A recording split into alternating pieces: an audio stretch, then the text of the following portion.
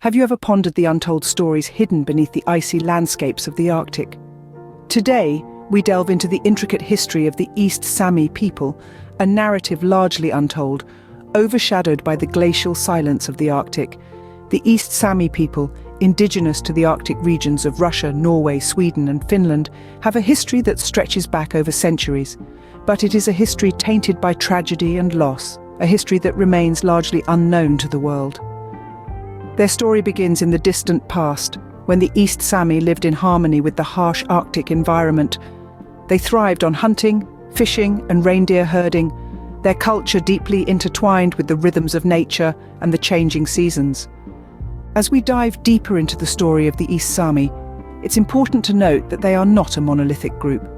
Instead, the East Sámi comprise at least 4 distinct groups: the Inari, Skolt, Kildin and Sámi.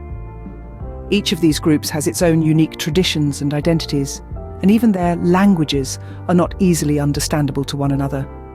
Despite these differences, they are often seen as a single subgroup of the Sámi peoples, their common history binding them together. Their shared misfortune of ending up behind the Russian border following the territorial divisions of the 19th and 20th centuries has further unified them. It's worth noting that Saminari and Skolt Sámi also in Finland and the eastern part of Norway. Most of what we understand and appreciate about their culture and history comes from these few, who have preserved their traditions and shared their stories. So as we delve into the heart-wrenching struggles of the East Sámi, remember that this is not a tale of one people, but of 4, each with their own rich tapestry of culture and history. Before we delve into the struggles of the East Sámi, it's important to understand their early history, a history that remains largely uncharted. The Sámi people, like many other indigenous communities, never had their own writing system, and thus their history was not documented in the way we often understand it. They were only sporadically mentioned in the written history of the neighbouring countries, often as mere footnotes. Sápmi, the homeland of the Sámi, was considered an area outside of the influence of the civilized kingdoms of Norway, Sweden and Russia. Maps from the time usually show the areas as uncharted or describe them as small, independent, tribe-controlled areas.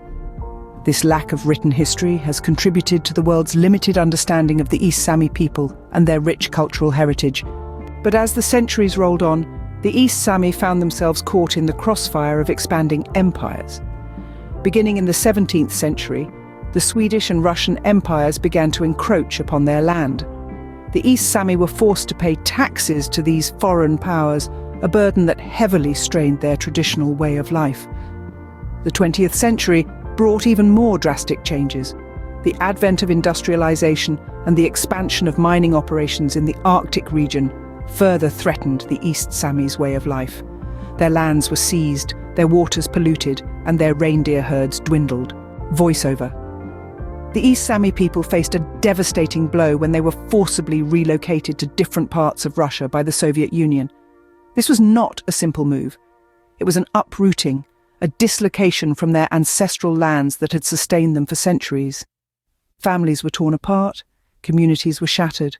The Soviet authorities were not just content with physically relocating the East Sámi, they sought to erase their identity, to make them Russian. This forced relocation had a profound impact on their cultural identity and traditional way of life. With each passing generation, ties to their ancestral lands weakened, their language was forgotten, and their unique cultural practices faded.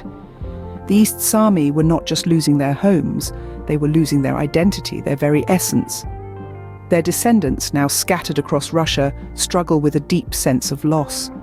Many have lost all traces of their Sámi identity, their connection to a rich and vibrant culture severed by the harsh dictates of a distant authority. Yet, in the face of all these challenges, voiceover. Despite the numerous challenges, reports suggest that the East Sámi languages and their culture are surviving, being taught outside of formal institutions by those few who remained in their areas of origin.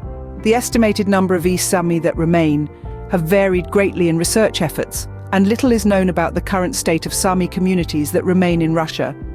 Attempts are made by Sámi activists to connect with them, but the current situation in Russia doesn't help, with the Putin regime not allowing foreigners to visit them. The growing border tensions with Finland and Norway, make it even harder to find support on the Nordic side. But in the face of all these adversities, the East Sámi continue to fight for their survival and the preservation of their culture. They refuse to let their identity be forgotten, their language go silent, and their culture fade into oblivion. Their struggle, their resilience, and their indomitable spirit is a testament to their enduring strength and their determination to reclaim their lost heritage. Voiceover. While much of the East Sámi's history remains shrouded in mystery, their stories erased by Soviet and Russian efforts, there is a glimmer of hope on the horizon. The East Sámi, once seen as traitors to the Soviet vision and consequently faced efforts to obliterate their history, are beginning to reconnect with their Western counterparts.